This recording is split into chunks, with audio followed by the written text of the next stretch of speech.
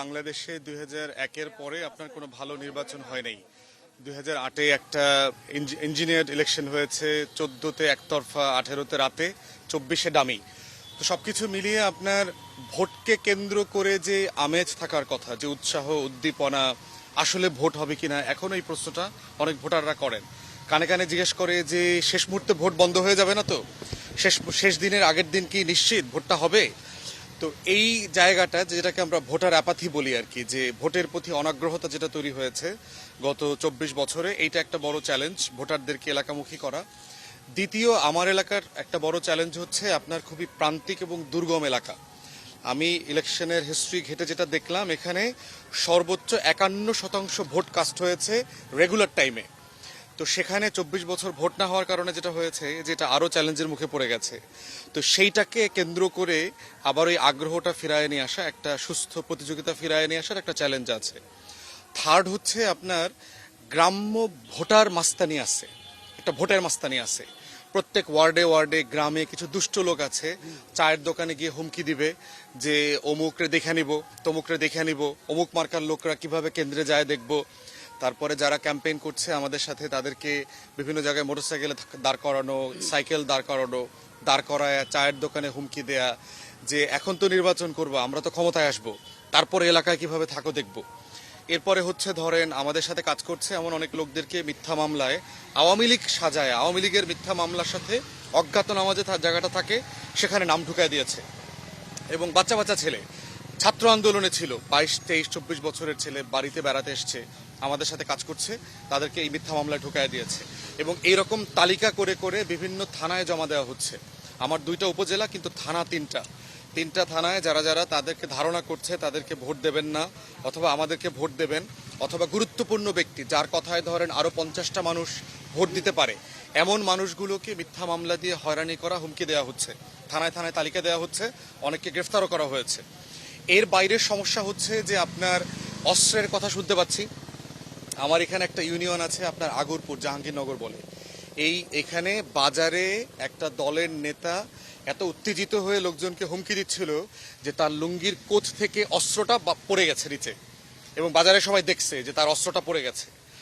এইখানে এই এলাকাতে কারা ইয়াবা ব্যবসা করে, কাদের বাসায় অস্ত্র আছে, গুলি আছে, ইটের ভাটায় রাতের বেলা কারা প্র্যাকটিস করছে, চরে যাচ্ছে, চরে গিয়ে অস্ত্র প্র্যাকটিস করছে, সাবেক সর্বহারা, সাবেক গুন্ডা পান্ডাদেরকে পরিকল্পিতভাবে জামিন করানো হচ্ছে, এলাকায় নিয়ে আসা হচ্ছে, তাদেরকে দিয়ে মহড়া দেওয়া হচ্ছে, এই কাজগুলো হচ্ছে। আমরা প্রশাসনের সব জায়গাতে এগুলো জানিয়েছি, ডিসি, এসপি, তারপরে বিভাগের যিনি কমিশনার, রেঞ্জের ডিআইজি থেকে শুরু করে প্রধান নির্বাচন কমিশনার এবং আইজি পুলিশের, প্রত্যেক জায়গাতে এই বাস্তবতাগুলো আমরা তুলে ধরেছি। এবং এইটা এমন একটা আসন যে আমার এখানে কেন্দ্র আছে ধরেন 124টার মতো, যার অধিকাংশ কেন্দ্র হইল ঝুঁকিপূর্ণ।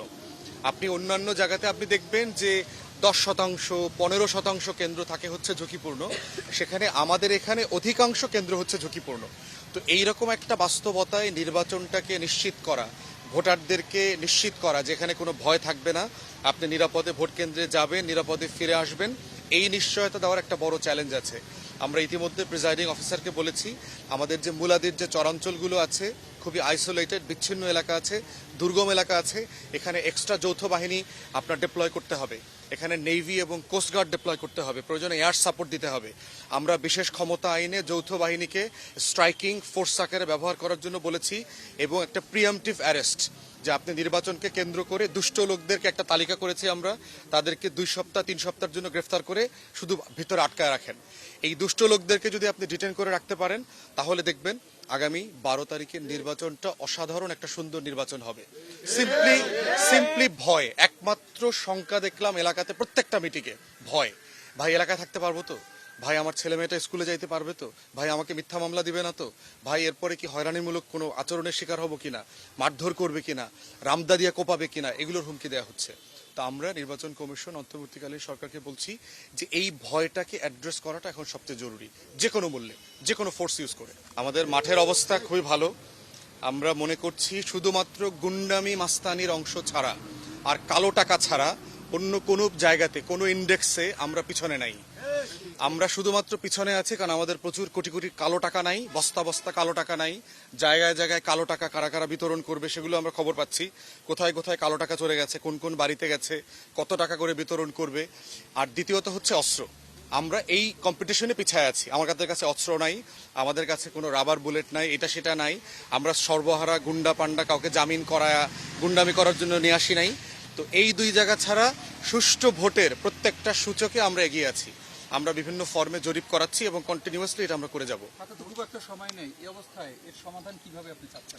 সমাধান হচ্ছে ইমিডিয়েটলি ডিটেইন করা শুরু করতে হবে। গোয়েন্দা সংস্থার মাধ্যমে এলাকাতে খবর নিলে আপনি জানবেন ভোট কেন্দ্র দখল করা, দুষ্টামি করা, অস্ত্রবাজি করা, পুরো আসনে হয়তো শখানেক লোক আছে। আপনি শখানেক লোককে 1 মাসের জন্য বিশেষ ক্ষমতা আইনে গ্রেফতার করে রেখে দেন।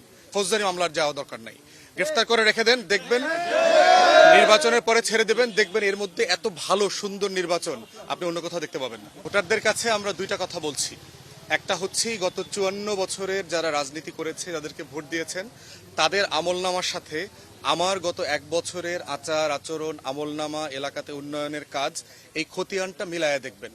কথায় বিশ্বাস করবার দরকার নাই, মিথ্যা ওয়াদায় বিশ্বাস করবার দরকার নাই। গত 1 বছরে আমি কয়েক হাজার কোটি টাকার বরাদ্দ বিভিন্ন খাতে বাবুগঞ্জে মুলাদিতে এনেছি। আমরা যেখানে বসে কথা বলছি পিছনে দেখেন বালু ফালানো আছে। এই খেলার মাঠের জন্য আমি 1,60,000 টাকা বরাদ্দ এনেছি। পিছনে তাকায় দেখবেন 25,000 টাকার বালু এখানে ফেলা হয় নাই।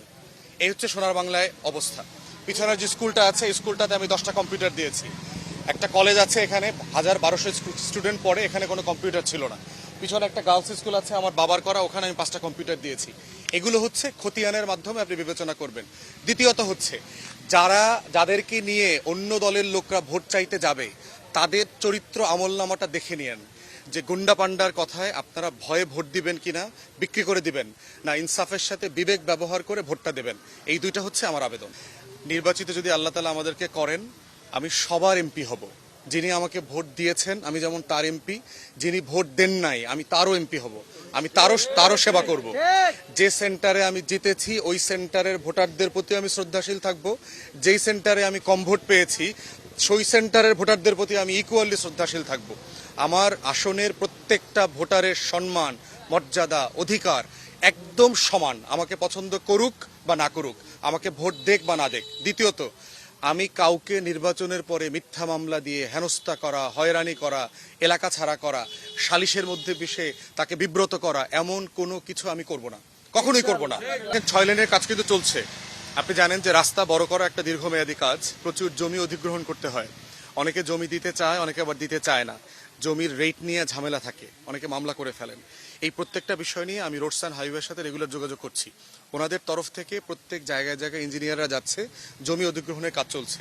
জমি অধিগ্রহণ না হলে তো রাস্তা এক্সপানশনের কাজটা তারা করতে পারবে না, অতএব কাজটা চলমান। দ্বিতীয়ত হচ্ছে মিরগঞ্জের সেতু উদ্বোধন হয়ে গেছে, আপনারা জানেন। আমাদেরকে বলা হয়েছে এই মাসে অথবা ফেব্রুয়ারি মাসে আপনার এই কাজটা শুরু হবে। সাধারণত যেটা রাষ্ট্রের নিয়ম থাকে, তফসিল ঘোষণার পরে নতুন করে কোনো উন্নয়নমূলক কাজ শুরু করা হয় না। এটা হচ্ছে রাষ্ট্রের একটা নীতিমালা অংশ। কিন্তু আমি রেগুলার যোগাযোগ করছি, তারা তাদের আনুষ্ঠানিকতা শেষ করে ফেলেছেন। আমরা আশা করছি খুব দ্রুত এটা কাজ শুরু হবে। এবং আরও অনেকগুলো রাস্তাঘাটের কাজ এখন চলছে, আমার ইউনিয়নেও চলছে, বাহিরের ইউনিয়নগুলোতেও চলছে। ডিসেম্বর জানুয়ারি মিলে সরকারের বিভিন্ন প্রজেক্টে রাস্তা উপলক্ষে আপনার 20 কোটি টাকার বরাদ্দ এখানে এসছে। তো সেগুলো কোনো না কোনোভাবে কাজ চলমান আছে। একটা তো হচ্ছে যে কাজটা তো সরকারের কাজ, আমাদের কাজ ছিল এটাকে তদবির করে কাজটাকে আনা।